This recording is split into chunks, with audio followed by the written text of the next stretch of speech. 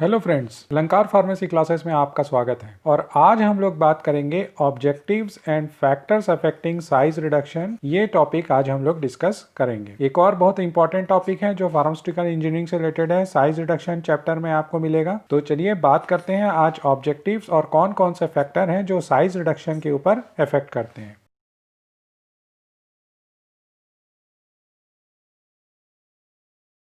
इसके पहले कि हम आगे बढ़ें, आपकी जानकारी के लिए मैं बता दूं कि ये मेरे 4 वीडियो ऑलरेडी अवेलेबल हैं यूट्यूब में। That is the mechanism of size reduction. और ये वाला जो वीडियो है ये मेरा एनिमेटेड वीडियो है, तो इसको देख करके आप ये बहुत आसानी से समझ सकते हैं कि कौन कौन से मैकेनिज्म्स हैं और कौन कौन से मॉड हैं जिससे कि साइज रिडक्शन होता है। और दूसरा जो इंपॉर्टेंट टॉपिक जो मैंने कवर कर रखा है, किक्स लॉ है, रिटिंगर्स लॉ है, बॉन्ड्स लॉ है। ये 3 लॉ हैं जो कि साइज रिडक्शन में है और ये भी बहुत इंपॉर्टेंट टॉपिक हैं जो साइज रिडक्शन से रिलेटेड। तो मैं आपको रिकमेंड करूंगा कि इसको भी आप एक बार जरूर देखें। तो चलिए आगे बढ़ते हैं आज के टॉपिक पे।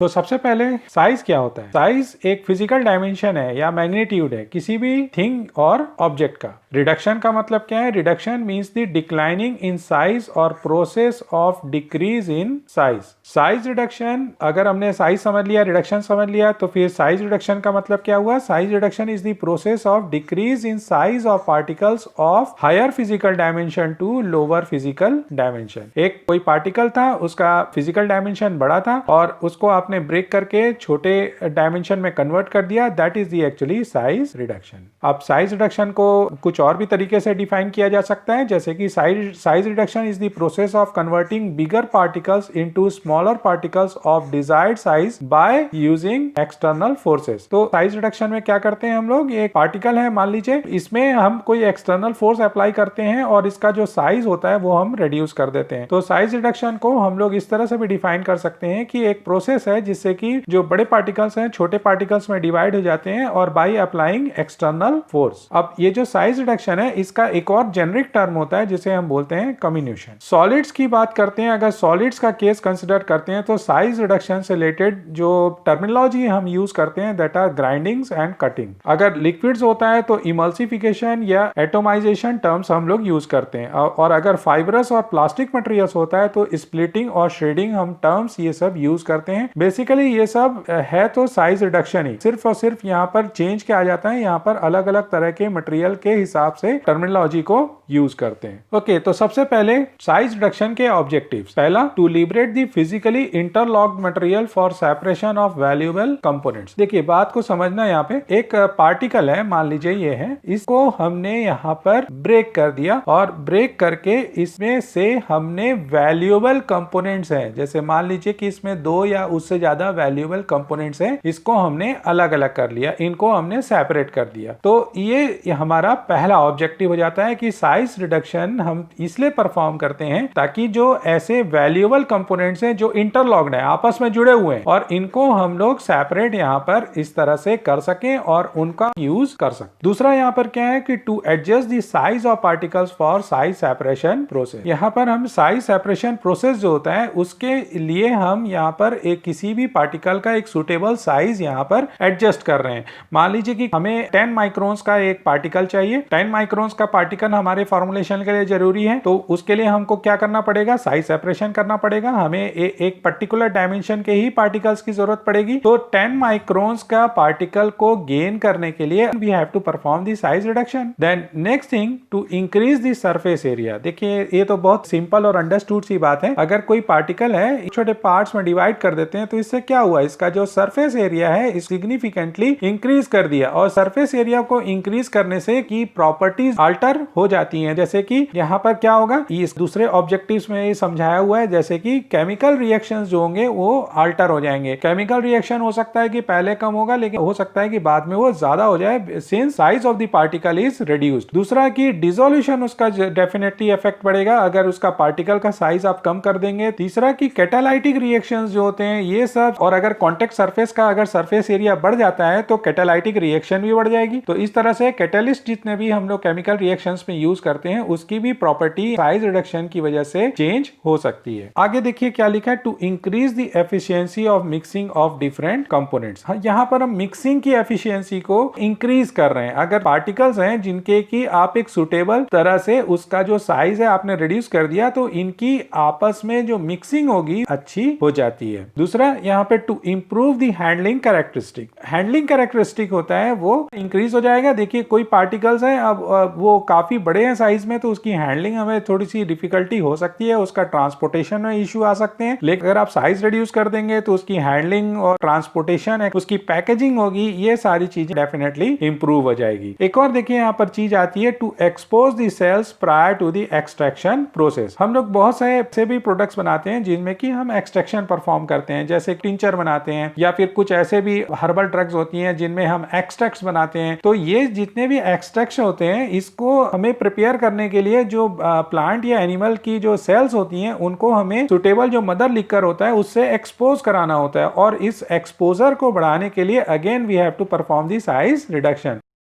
आगे देखिए हम लोग बात करते हैं जो हमारा आज का मेन टॉपिक है, that is the factors affecting size reduction. तो यहाँ पर ये देखिए ये सारे फैक्टर्स हैं जो कि हम लोग आज एक एक करके इसके बारे में बात करेंगे। देयर आर 12 फैक्टर्स, इन सारे फैक्टर्स को हम लोग एक एक करके अब कवर करते हैं। तो सबसे पहले देखिए हम लोग शुरू करते हैं, दैट इज दी, आप लोगों को दिख रहा होगा, that is the hardness of feed. तो हार्डनेस क्या होता है? हार्डनेस रिप्रेजेंट करता है resistance of any material to crushing. तो हार्ड मटेरियल का मतलब क्या हुआ? हार्ड मटेरियल ऐसे मटेरियल जो कि बहुत ज्यादा डिफिकल्ट सिचुएशन क्रिएट करते हैं कम्युनिटी के लिए और जो कि कंटामिनेशन भी कॉज कर सकते हैं। यहाँ पर क्या होगा, अगर मान लीजिए कि कोई एक मील है, अब उस मील में आप एक बहुत ही हार्ड मटेरियल है, let us assume that granite is one of the hardest material. Granite को अगर आप क्रश करते हो तो ग्रेनाइट क्या करेगा कि जो मील होगा उसमें से, मान लीजिए आयरन का बना हुआ है, उसमें आपके जो प्रोडक्ट है उसमें थोड़ा सा आयरन ऐड कर देगा। क्यों? क्योंकि मील होगी उसमें थोड़ा सा वियरिंग क्रिएट करेगा और इसकी वजह से आयरन आपके प्रोडक्ट में कॉन्टामिनेट हो जाएगा। इसीलिए हार्डेस्ट मटेरियल जो होते हैं वो डिफिकल्ट होते हैं साइज रिडक्शन के लिए और वो कॉन्टामिनेशन का कारण भी बन सकते हैं। अब देखिए इसमें एक चीज यहाँ पर और इंक्लूड होती है जिसे हम लोग कहते हैं मोज स्केल। मोज स्केल मटेरियल को हम अरेंज करते हैं increasing order of its hardness. ये जो स्केल है इसमें जो शुरू के 4 आइटम है, मतलब 4 item ranked as a soft और रिमाइंडर एज ए हार्डर। जैसे देखिए यहाँ पर रैंक दिया हुआ है, जैसे टैल्क है, टैल्क को यहाँ पर 1 दिया हुआ है, इसका मतलब ये सॉफ्ट मटेरियल है, और जो डायमंड है इसका 10 है। तो 1 से लेकर के 10 तक का हमने यहाँ पर रैंक दे रखी अलग अलग तरह के मटेरियल का, और उसके अकॉर्डिंगली हम उसके हार्डनेस को समझते हैं। आप लोग इस एग्जांपल से समझ गए होंगे कि अगर ये जो रैंक है वो कम है, इसका मतलब कि मटेरियल वो सॉफ्ट है। जो शुरू के 4 आइटम होते हैं, मतलब 1 से 4 रैंक तक के जो मटेरियल हैं ये सॉफ्ट होते हैं और बाकी के रिमाइंडर होते हैं वो ज्यादा हार्ड होते हैं। और इसमें भी जो टॉप पोजीशन पे है दैट इज डायमंड, और ये तो वेल नोन है कि diamond is the hardest substance in our planet. इस तरह के जो मटेरियल होते हैं ये ज्यादा एब्रेसिव होंगे और इसीलिए ये ज्यादा रेसिस्टेंस क्रिएट करेंगे, और इसके लिए हमें कई बार क्या करना पड़ता है, जो क्रशिंग मेटल होता है उसको हमें अल्टर करना पड़ता है। जैसे यहाँ पर आप लोग देख रहे होंगे, यहाँ पर हमें एक एलॉय यूज करना पड़ता है कभी कभी, जिसमें एग्जाम्पल है एक्चुअली में ये मैग्नीज स्टील हम लोग यहाँ पर एलॉय यूज करते हैं, और ये बेसिकली जो एलॉय होता है इसमें 12 to 14% मैग्नीज होता है। इसकी जो स्ट्रेंथ होती है बहुत ज्यादा हो जाती है, और ज्यादा एब्रेसिव और हार्ड मटेरियल होते हैं उनको भी एक यहाँ पर क्रश कर सकता है with minimum chances of contamination. इसमें देखिए कुछ एग्जांपल है, जैसे in the case of iodine, hammer mill हम लोग यूज करते हैं और फ्लूइड एनर्जी मिल को यूज करते हैं। Okay, now next thing is the material structure. Solid materials जो होते हैं उनका एक स्पेसिफिक क्रिस्टलाइन स्ट्रक्चर होता है, और ये क्रिस्टलाइन स्ट्रक्चर होता है एक परफेक्ट ऑर्डर या जियोमेट्रिक पैटर्न में वो डिस्ट्रीब्यूट होता है। अब ये जो जियोमेट्रिक पैटर्न है वो कई बार बहुत ही इफेक्ट डालता है, मटेरियल आपका आसानी से क्रश हो पाएगा, ग्राइंड हो पाएगा कि नहीं हो पाएगा। यूजुअली क्या होता है कि जो सॉलिड सब्सटेंसेस होते हैं उनमें कुछ लाइंस होती है वीकनेस के। इसको समझने के लिए आप मेरा वो वीडियो देख सकते हैं जिस मैकेनिज्म समझाया है साइज रिडक्शन का, उसको आप देखेंगे तो आप समझ जाएंगे। कुछ लाइंस होती है वीकनेस की जहां से यूजुअली मटेरियल स्प्लिट होता है और जैसे ही उसको स्ट्रेस दिया जाता है, स्ट्रेस देने के बाद क्या होगा कि एक मटेरियल है, इसमें कुछ लाइंस हैं और ये लाइंस एक्चुअली में इसकी वीक पोर्शन है, और जैसे ही इसमें आप एनर्जी यहां पर दोगे तो ये जो लाइन है यहां से मटेरियल टूट जाएगा और इस तरह से यहां पर दो इंडिविजुअल मटेरियल बन जाता है और इस तरह से साइज रिडक्शन हम परफॉर्म कर लेते हैं। लेकिन ये जियोमेट्रिक पैटर्न होता है क्रिस्टलाइन स्ट्रक्चर का, ये कई बार हमें साइज रिडक्शन हमारा किस एक्सटेंट तक होगा और कैसा होगा ये यहाँ पर डिफाइन करता है। जैसे कि एक एग्जांपल है माइका। माइका को अगर आप साइज रिड्यूस करेंगे तो आपको एक फ्लैट स्केल्स मिलेंगे, ठीक है, लेकिन आप कुछ ऐसे भी क्रिस्टल्स होती है जब आप उनको ब्रेक करने की कोशिश करोगे, उनका साइज रिड्यूस करने की कोशिश करोगे तो आप देखोगे कितना भी साइज रिड्यूस कर लो आपको एक क्रिस्टल्स ही मिलेंगे। लेकिन माइका का केस यहाँ पर अलग है और इस तरह के आपको बहुत सारे ऐसे मटेरियल मिलेंगे जिनका की एक परफेक्ट जियोमेट्रिक पैटर्न होने की वजह से साइज रिड्यूस करने के बाद जो प्रोडक्ट्स होते हैं वो भी एक डेफिनेट पैटर्न के होते हैं। तो नेक्स्ट फैक्टर है that is the softening temperature. अब देखिए क्या होता है, साइज रिडक्शन में हीट जनरेट होती है और हीट जनरेट होने की वजह से कई बार क्या होता है कुछ मटेरियल सॉफ्ट हो जाते हैं, जैसे कि स्टेरिक एसिड, ये एक वैक्सी सब्सटेंस है, ड्रग्स है जिसमें कि ऑयल्स और फैट्स होते हैं, ये सब एक्चुअली में कई बार हमें साइज रिडक्शन के प्रोसेस को अफेक्ट डालते हैं। इसीलिए कुछ इस तरह के कंपोनेंट्स के लिए हमें मील को कूल करना पड़ता है, जिसके लिए हम लिक्विफाइड नाइट्रोजन यूज करते हैं या फिर आइस भी यूज कर सकते हैं। ये भी एक फैक्टर है जो कि अफेक्ट करता है साइज रिडक्शन प्रोसीजर को। Now the fourth factor is the moisture content। ये थोड़ा ऑब्वियस ही बात है, जो मॉइस्चर कंटेंट होता है वो साइज रिडक्शन प्रोसेस को या तो इंक्रीज कर देगा या तो फिर उसको उल्टा भी कर देता है। हमने ये देखा है कि 2 to 3% अगर मॉइस्चर होता है तो पार्टिकल्स एग्लोमरेट होने लगते हैं और एग्लोमरेशन होगा तो साइज रिडक्शन प्रोसीजर जो होगा वो रिड्यूस हो जाएगा। और इसी तरह से अगर कोई ऐसा मटेरियल है जो कि बहुत ज्यादा ड्राई है तो उसकी वजह से क्या होता है कि डस्ट जनरेट होगी, और डस्ट जनरेट होगी तो वो भी हो सकता है कि जो आसपास के जो वर्कर्स हो उनके लिए हार्मफुल सकती है। तो ये भी डिपेंड करता है कि मॉइस्चर कंटेंट कैसा है और उस तरह से हमारा जो मटेरियल है वो साइज रिडक्शन प्रोसेस के ऊपर इफेक्ट डालता है। जब साइज रिडक्शन को हम परफॉर्म करते हैं और उस मटेरियल में अगर बहुत ज्यादा वाटर होता है या यूजुअली मतलब 50% से या उससे ज्यादा अगर मॉइस्चर है तो उसे हम कहते हैं वेट ग्राइंडिंग, ठीक है। तो वेट ग्राइंडिंग और ड्राई ग्राइंडिंग के बीच में आप फर्क इस चीज से समझ गए होंगे। Okay, now the next thing is the reduction ratio. तो रिडक्शन रेशियो क्या होता है? Reduction ratio is the average size of feed, that is the ratio of average size of feed to average size of product. और reduction ratio को हम इस तरह से लिखते हैं that is DF divide by DP। और कोर्स ग्राइंडिंग अगर होता है तो ये जो R की वैल्यू है यूजुअली 3 to 7 के बीच में होती है, 3 to 7 तक वेरी कर सकती है। अब आप समझ सकते हैं अगर रिडक्शन रेशियो अगर कम है इसका मतलब क्या है कि यहाँ पर आप कोर्स ग्राइंडिंग कर रहे हो, यहाँ पर मतलब जो साइज का जो रिडक्शन है वो बहुत एप्रिशिएबल नहीं है। लेकिन अगर फाइन ग्राइंडिंग करोगे इसका मतलब क्या है कि जो एवरेज साइज है फीड का और जो प्रोडक्ट का एवरेज साइज है उसमें एक बहुत बड़ा डिफरेंस है, और इसीलिए यहां पर आप देखेंगे कि R की वैल्यू 100 तक हो सकती है। तो पर R की वैल्यू का इंक्रीज हो जाने का मतलब क्या है कि फाइनर ग्राइंडिंग होगी और कम होने का मतलब यह है कि कोर्सर ग्राइंडिंग होगी। अब आप इसको इस तरह से समझ सकते हैं कि अगर रिडक्शन रेशियो कम होगा तो साइज रिडक्शन का प्रोसीजर भी हमारा अलग होगा, और अगर फाइन ग्राइंडिंग होगी तो इस अकॉर्डिंगली हमारा साइज रिडक्शन प्रोसेस भी वेरी करेगा। अगला यहाँ पर जो फैक्टर है दैट इज द स्टिकीनेस। ये जो फैक्टर है इसको शायद आप नाम से ही समझ गए होंगे कि कुछ स्टिकी मटेरियल ऐसे हो सकते हैं जो कि प्रॉब्लम क्रिएट करेंगे, जो क्लॉग कर देंगे इक्विपमेंट को, और इसीलिए इस तरह के जो मटेरियल होते हैं उनको हम एक सुटेबल मशीन में ग्राइंड करते हैं जो कि आसानी से क्लीन हो सकती है। अगर मान लीजिए आपने इक्विपमेंट ऐसा ले लिया है जिसमें कि वो प्रॉपरली क्लीन नहीं हो सकती तो फिर साइज रिडक्शन प्रोसेस में आपके दिक्कत आ सकती है। नेक्स्ट फैक्टर की तरफ आगे बढ़ते हैं। Next factor is the soapiness. कुछ ऐसे भी मटेरियल होते हैं जिसमें कि ये जो प्रॉपर्टी होती है दैट इज सोपीनेस। ये इस तरह के जो मटेरियल होते हैं वो फ्रिक्शन यहाँ पर उनका कम होता है on over the grinding surface. जैसे मान लीजिए कि ये हैमर है और हैमर को यूज करके हम यहाँ पर किसी भी मटेरियल को क्रश कर रहे हैं, तो ये जो सरफेस है हैमर का और ये जो पार्टिकल है इनके बीच में फ्रिक्शन होगा, और इस फ्रिक्शन की वजह से ये साइज रिडक्शन यहाँ पर होगा। नो डाउट यहाँ पर और भी फैक्टर इन्वॉल्व होंगे जैसे कि इंपैक्ट का जो फोर्स होगा, ये सारी चीजें भी यहाँ पर इन्वॉल्व होगी। लेकिन एक फैक्टर यहाँ पर और होगा कि ये फ्रिक्शन की वजह से साइज रिड्यूस होगा, और जब फ्रिक्शन कम होगा तो साइज रिडक्शन भी यहाँ पर डिफिकल्ट हो जाएगा। और ये यहाँ पर कई बार इस तरह के जो मटेरियल होते हैं इसके लिए फिर हमें कोई और एक अच्छा ऑप्शनल प्रोसीजर देखना पड़ता है।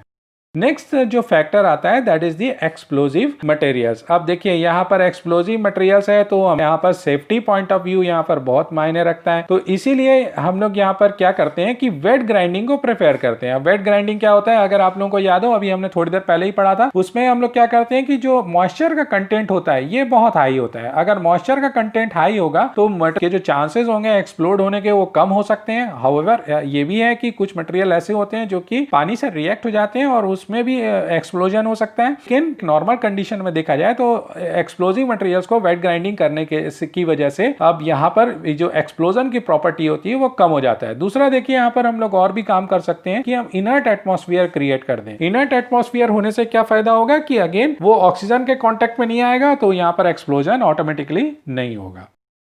अगले फैक्टर में आगे बढ़ते हैं that is the mode of operation. थोड़ा सा इसको समझना, यहाँ पर क्या होता है कि जब हम लोग साइज रिडक्शन करते हैं तो अलग अलग तरह के यहाँ पर प्रोसेस हो सकते हैं। एक तरह का प्रोसेस होता है जिसे हम बोलते हैं ओपन सर्किट ग्राइंडिंग, और ये जो मेथड होता है ये सिंपलेस्ट तरीका होता है। आप लोग यहाँ पर देख रहे होंगे कि जैसे कि यहाँ पर मटेरियल है जिसका की साइज रिडक्शन हमें करना है, तो ये आया इक्विपमेंट के अंदर आया, ग्राइंडिंग हुई और ये बाहर निकल गया। तो इस तरह से क्या हो रहा है कि पार्टिकल जो है वो एक स्ट्रेट लाइन में यहाँ पर आ रहा है और जा रहा है, मतलब यहाँ पर आता है, ग्राइंड होता है, इसका साइज रिडक्शन होता है और ये फाइनली इक्विपमेंट से बाहर निकल जाता है आफ्टर साइज रिडक्शन। अब देखिए यहाँ पर क्या होता है कि कुछ ऐसे पार्टिकल्स होते हैं जिनमें कि ये जो ग्राइंडिंग वाला प्रोसेस है, इस प्रोसेस में वो एक लॉन्ग पीरियड यहाँ पर बिताते हैं, रिसाइडिंग टाइम होता है लंबा होता है। लेकिन कुछ ऐसे यहाँ पर पार्टिकल्स होते हैं जो कि बहुत आसानी से यहाँ से सिस्टम से निकल जाते हैं और उनमें कोई बहुत ज्यादा इंपैक्ट भी नहीं होता। अब देखिए यहाँ पर ये चीज मैंने आप लोगों को बता दी है कि एक सिंपलेस्ट तरीका है, लेकिन सिंपलेस्ट तरीका होने के बावजूद भी बेसिकली यहाँ पर क्या होगा कि जो एनर्जी की रिक्वायरमेंट होगी साइज रिडक्शन की, वो यहाँ पर ज्यादा होगी। ज्यादा क्यों होगी? क्योंकि कुछ पार्टिकल्स ऐसे हो रहे हैं जो जरूरत से ज्यादा ग्राइंड हो रहे हैं और कुछ पार्टिकल्स क्या हो रहे हैं कि वो ऐसे ही सिस्टम से बाहर हो जा रहे हैं, उनको उनका साइज रिडक्शन यहाँ अप्रिशिएबल नहीं हो रहा है। तो पार्टिकल्स का साइज रिडक्शन यहाँ पर अप्रिशिएबल नहीं हो रहा है, फिर घुमा फिरा करके आप उनको फिर से वापस लेकर के आओगे, फिर उसका साइज रिड्यूस करोगे। तो एक एप्रोप्रिएट साइज का आपको मटेरियल को पाने के लिए यहाँ पर आपको कई बार यहाँ पर अटेम्प्ट करना पड़ेगा और इसीलिए एनर्जी का रिक्वायरमेंट भी यहाँ पर ज्यादा हो सकता है। तो ओपन सर्किट ग्राइंडिंग में चूंकि एनर्जी का रिक्वायरमेंट ज्यादा होगा तो यहाँ पर साइज रिडक्शन प्रोसेस भी हमारा डेफिनेटली इंपैक्ट करेगा। अब देखिए दूसरा तरीका होता है जिसको हम लोग बोलते हैं फ्री क्रशिंग।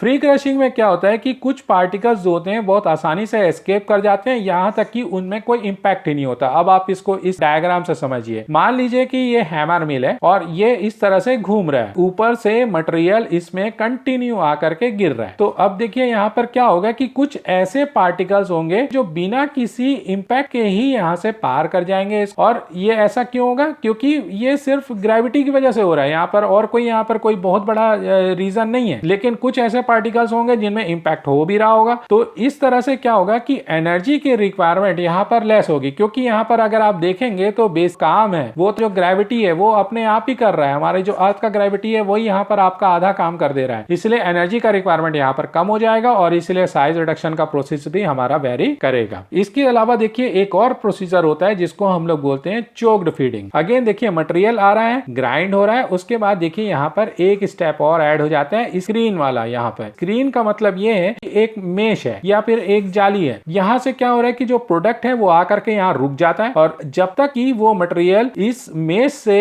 इतना सुटेबल साइज वो अटेंड नहीं करता कि वो उससे पास हो जाए, तब तक वो यहाँ से पास नहीं होता। और इसीलिए यहाँ पर क्या होगा कि मटेरियल यहाँ पर चोक हो जाएगा और इसीलिए हम लोग इस तरह के अरेंजमेंट को बोलते हैं चोक्ड फीडिंग। और डेफिनेटली यहाँ पर क्या होगा कि एनर्जी का रिक्वायरमेंट ज्यादा हो जाएगा, क्योंकि मटेरियल यहाँ तभी पास होगा जबकि वो एक एप्रोप्रिएट साइज का हो जाता है। ठीक है, तो इसे हम लोग कहते हैं चोक फीडिंग। अब देखिए एक लास्ट तरह का अरेंजमेंट और होता है जिस बोलते हैं क्लोज्ड सर्किट ग्राइंडिंग। यहाँ पर भी देखिए यही हो रहा है कि मटेरियल आ रहा है, ग्राइंड हो रहा है, ग्राइंड होने के बाद स्क्रीन यहाँ पर लगा हुआ है और स्क्रीन से आपको प्रोडक्ट मिल रहा है। लेकिन यहाँ पर एक चीज यहाँ ध्यान देने वाली बात है कि स्क्रीन के साथ साथ यहाँ पर एक और चीज ऐड की हुई है हमने, जिसको हम लोग बोलते हैं क्लासीफायर। क्लासीफायर बेसिकली यहाँ पर क्या कर रहा है कि अलग अलग साइज के जो पार्ट पार्टिकल्स हैं उनको यहाँ पर अलग अलग कर दे रहा है। और जो भी पार्टिकल्स ऐसे हैं, जैसे मान लीजिए कि कोई ओवर साइज पार्टिकल है जो कि अभी प्रॉपरली ग्राइंड नहीं हुआ है, तो उसको वो ये यहाँ पर ग्राइंडिंग में वापस से भेज देता है। इस तरह हमें कंटिन्यू अपना प्रोडक्ट भी मिलता जा रहा है, यहाँ पर कहीं पे मटेरियल चोक नहीं हो रहा है, क्लासिफायर अपना काम कर रहा है, हमें प्रोडक्ट भी मिल रहा है, ग्राइंडिंग भी चल रही है। और ये जो मेथड होता है ये सबसे ज्यादा एनर्जी एफिशिएंट होता है और डेफिनेटली अगेन ये भी एक फैक्टर है जो कि इंपैक्ट करेगा। अब हम लोग मूव करते हैं अपने अगले फैक्टर में। तो देखिए यहाँ पर कुछ ऐसे भी मटेरियल हो सकते हैं जो कि डस्ट यहाँ पर प्रोड्यूस करते हैं, जो कि हार्मफुल हो सकता है हेल्थ के लिए। और इसके लिए हम लोग क्या करते हैं, क्लोज्ड मिल यहाँ पर यूज करते हैं। क्लोज्ड मिल यूज कर सकते हैं या स्पेसिफिक प्रोसीजर्स की यूज कर सकते हैं, जैसे कि अंडरग्राउंड मिल को हमने यहाँ पर ग्राउंडेड कर दिया, जमीन के नीचे बना दिया, जहां पर कि इससे क्या होगा कि जो डस्ट होगा वो कम यहाँ पर उड़ेगा, जो आसपास के लोग हैं वो इससे कम अफेक्टेड होंगे। नेक्स्ट थिंग, कुछ मटेरियल होते हैं जो कि इनमें इलास्टिक और प्लास्टिक टाइप का यहाँ पर मटेरियल भी हो सकता है। इस तरह के जो मटेरियल होते हैं जब इनमें आप स्ट्रेस क्रिएट करते हो, देखिए जब हम लोग साइज रिडक्शन करते हैं तो बेसिकली हम लोग मटेरियल में स्ट्रेस डाल रहे हैं और स्ट्रेस डालने की वजह से इसका साइज रिडक्शन होता है। इसके लिए रिस्पॉन्सिबल क्या है, जो स्ट्रेस है। अब ये जो स्ट्रेस है, इस तरह के मटेरियल होते हैं वो इसको, तो इससे क्या हुआ कि ग्राइंडिंग का प्रोसेस आपका इफेक्ट पड़ गया और अगेन यहाँ पर जो साइज रिडक्शन प्रोसेस है वो प्रॉपर तरीके से नहीं हो पाया। अगर कम टेम्परेचर पे ग्राइंड करेंगे तो क्या होगा कि ये जो इस तरह के मटेरियल होते हैं वो यहाँ पर ब्रिटल हो जाते हैं। साइज रिडक्शन करना हमारे लिए बहुत आसान हो जाता है। एग्जांपल देखिए मैंने रबर का यहाँ पर दिया ही है। अब देखते हैं हम लोग अगला फैक्टर क्या है, that is the particle size of the feed. अब देखिए combination stresses of the particle size 5 micrometer generally dominated by interactive forces. तो agglomeration of the particles may be there, size reduction process declines. देखिए यहाँ पर क्या होता है कि जब हम लोग साइज रिडक्शन करते हैं तो 5 माइक्रोमीटर तक पार्टिकल्स का साइज रिड्यूस करना इन जनरल ठीक ठाक तरीके से हो जाता है। लेकिन अगर आपको इससे फर्दर अगर साइज रिड्यूस करना है तो एक प्रॉब्लम क्रिएट होती है एग्लोमेरेशन। यहाँ पर जो पार्टिकल्स होते हैं वो आपस में जुड़ जाते हैं इस तरह से, और जब ये इस तरह का एग्लोमेरेशन बना देते हैं तो साइज रिडक्शन को फर्दर यहाँ पर प्रोसीड करना हमारे लिए थोड़ा सा डिफिकल्ट हो जाता है। और यही रीजन है कि क्या पार्टिकल साइज होगा फीड का, ये भी डिपेंड करता है साइज रिडक्शन के ऊपर। अगर मान लीजिए कि कोई पार्टिकल है जिसका कि साइज 10 सेंटीमीटर है और इसका साइज रिड्यूस करना तो आसान है, लेकिन अगर मान लीजिए कि कोई, जैसे अभी हमने एग्जांपल एज्यूम किया था 5 माइक्रोमीटर का अगर कोई पार्टिकल है तो इसका साइज रिड्यूस करना हमारे लिए वाकई में थोड़ा सा डिफिकल्ट होगा। ओके, तो ये हमारा आज का वीडियो यहीं एंड होता है। उम्मीद करता हूं कि आप लोगों को ये चीजें समझ में आ गई होगी और वीडियो कैसा लगा जरूर कमेंट में बताइएगा। Thank you friends.